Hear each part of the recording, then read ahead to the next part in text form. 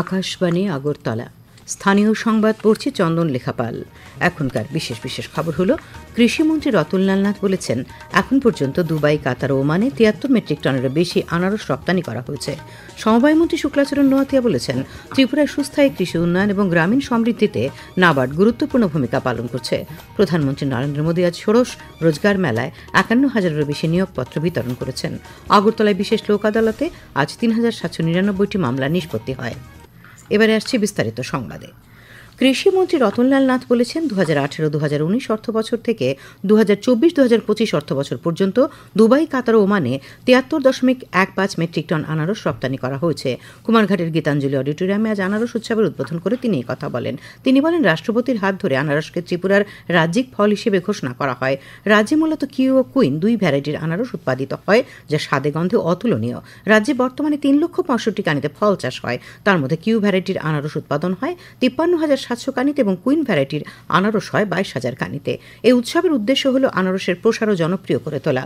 ভূমি সংরক্ষণ উদ্যান পালন দপ্তরের উদ্যোগ এবং ইয়াং ডার্লং অ্যাসোসিয়েশনের সহযোগিতায় আয়োজিত এই উৎসবে ঊনকোটি, ধলাই, উত্তর ত্রিপুরা জেলার আনারস চাষের সঙ্গে যুক্ত কৃষকদের উৎপাদিত ফসল ও আনারসের প্রক্রিয়াজাত পণ্য বিক্রয়ের জন্য ২৬টি স্টল খোলা হয়েছে। অনুষ্ঠানে বক্তব্য রাখেন তপশিলি জাতি কল্যাণমন্ত্রী সুধাংশু দাস, বিধায়ক ভগবান চন্দ্র দাস, ঊনকোটি জেলার জিলা পরিষদের সভাধিপতি অমলেন্দু দাস প্রমুখ।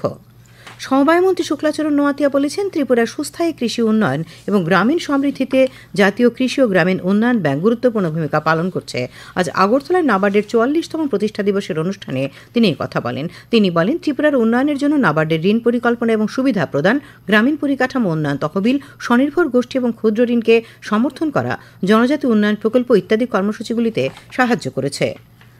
আগরতলা আদালত চত্বরে আজ বিশেষ লোক আদালত অনুষ্ঠিত হয়। পশ্চিম জেলা আইনসেবা কর্তৃপক্ষ জানিয়েছে, এই লোক আদালতে ৩,৯২২টি মামলা নিষ্পত্তির জন্য তোলা হয়।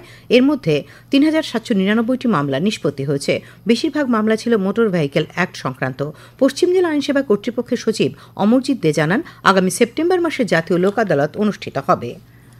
যুব বিষয়ক ও ক্রীড়ামন্ত্রী টিঙ্কু রায় আজ কৈলাসহরের শ্রীরামপুর স্বামী বিবেকানন্দ ভবনে বেটি বাঁচাও বেটি পড়াও শীর্ষক সচেতনতামূলক কর্মশালার উদ্বোধন করেন। পাশাপাশি ক্রীড়া দপ্তরের উদ্যোগে ক্রীড়াক্ষেত্রে বার্ষিক পুরস্কার বিতরণী হয়।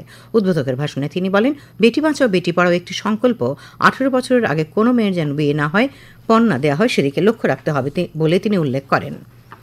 স্বাস্থ্য ও পরিবার কল্যাণ দপ্তর থেকে জানানো হয়েছে, তেলিয়ামুড়া মহকুমার অন্তর্গত মুঙ্গিয়াকামি ব্লকের কিছু প্রত্যন্ত দূরবর্তী অঞ্চলে ম্যালেরিয়া এবং ডায়রিয়ার প্রাদুর্ভাব দেখা দিয়েছে।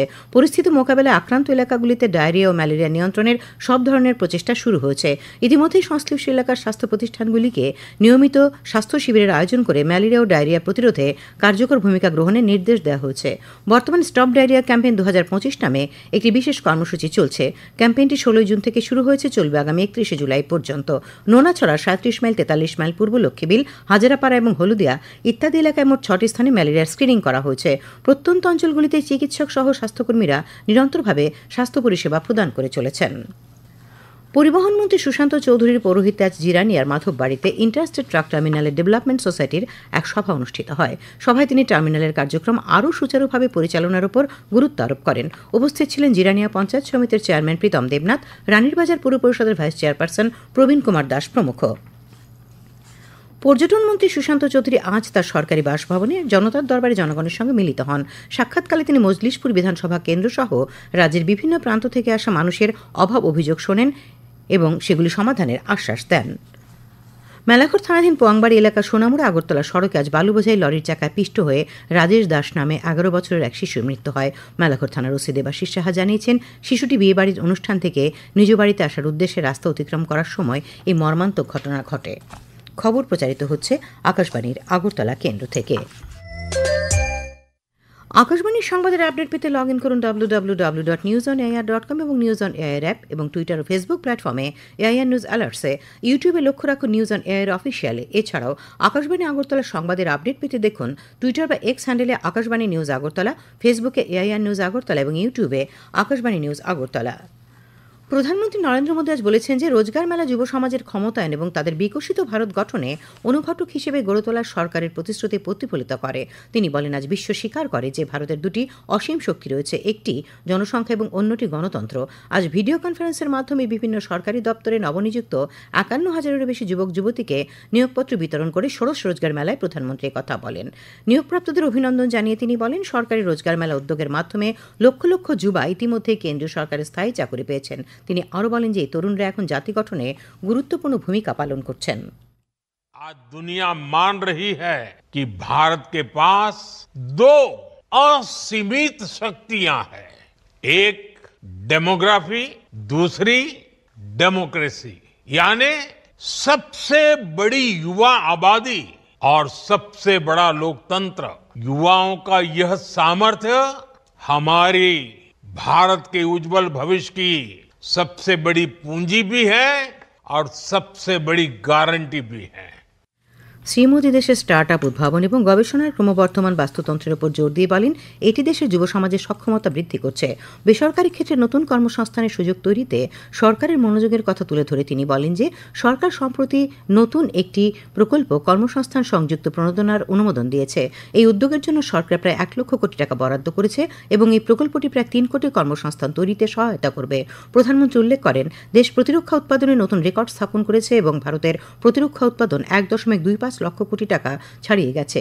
উল্লেখ্য, আজ সারা দেশে 47 স্থানে রোজগার মেলা অনুষ্ঠিত হয়।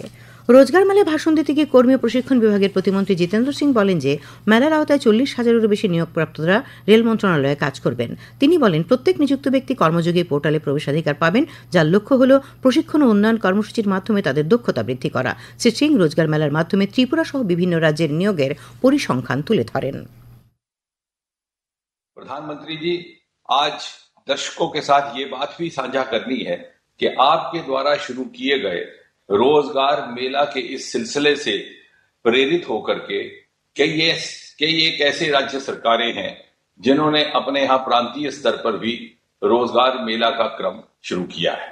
उदाहरण के तौर पर जुलाई 2024 तक गुजरात, उड़ीसा, राजस्थान, उत्तर प्रदेश, त्रिपुरा इत्यादि जैसे राज्यों में लगभग 60 प्रांतीय स्तर के रोजगार मेले आयोजित किए गए।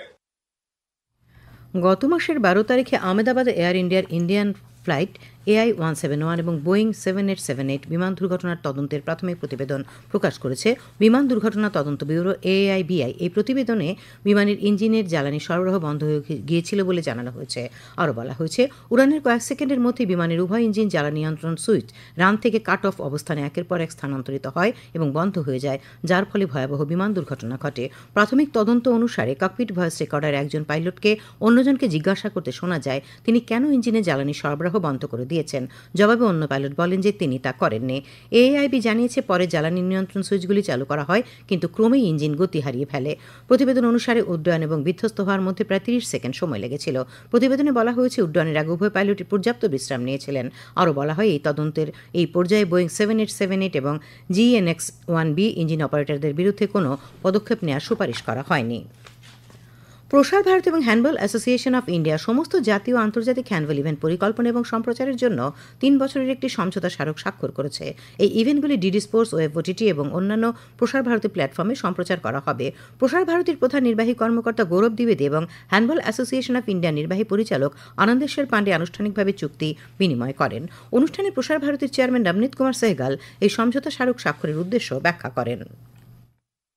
प्रधानमंत्री माननीय नरेंद्र मोदी जी ने जब से कार्यभार संभाला है, देश में खेलों को और कैसे विकसित किया जाए, हमारे खिलाड़ियों को कैसे दुनिया में मंचों पर मौका मिले, हमारे ग्रामीण क्षेत्रों में कैसे हम विभिन्न खेलों को आगे बढ़ाएं, इसके लिए सरकार प्रयास कर रही है। और उसी क्रम में डीडी स्पोर्ट्स अपना योगदान राष्ट्र के प्रति, समाज के प्रति कर रहा है कि जो हमारी जितनी स्पोर्ट्स एसोसिएशन है, इन स्पोर्ट्स एसोसिएशंस के साथ हम लोग एक समझौता कर रहे हैं और उन समझौते में हम उनके खेलों को पूरे देश में दिखाएंगे।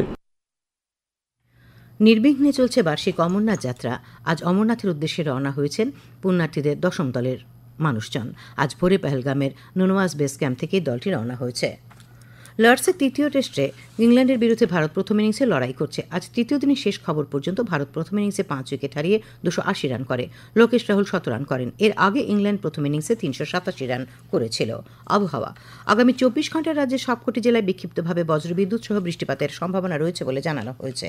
আগামীকাল দিনের সর্বোচ্চ তাপমাত্রা 33 ডিগ্রি সেলসিয়াস এবং সর্বনিম্ন 27 ডিগ্রি সেলসিয়াসের কাছাকাছি থাকতে পারে। আজ দিনের সর্বোচ্চ তাপমাত্রা ছিল 35 ডিগ্রি সেলসিয়াস এবং সর্বনিম্ন 26.6 ডিগ্রি সেলসিয়াস। শেষ করার আগে খবরের বিশেষ অংশগুলি আরেকবার। কৃষিমন্ত্রী রতনলাল নাথ বলেছেন, এখন পর্যন্ত দুবাই, কাতার ও ওমানে 73 মেট্রিক টনেরও বেশি আনারস রপ্তানি করা হয়েছে।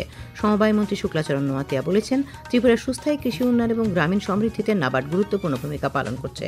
প্রধানমন্ত্রী নরেন্দ্র মোদী আজ 51,000-এরও বেশি নিয়োগপত্র বিতরণ করেছেন। আগরতলায় বিশেষ লোক আদালতে আজ 3,799টি মামলার নিষ্পত্তি হয়েছে। স্থানীয় সংবাদ আজকের মতো এখানেই শেষ হলো।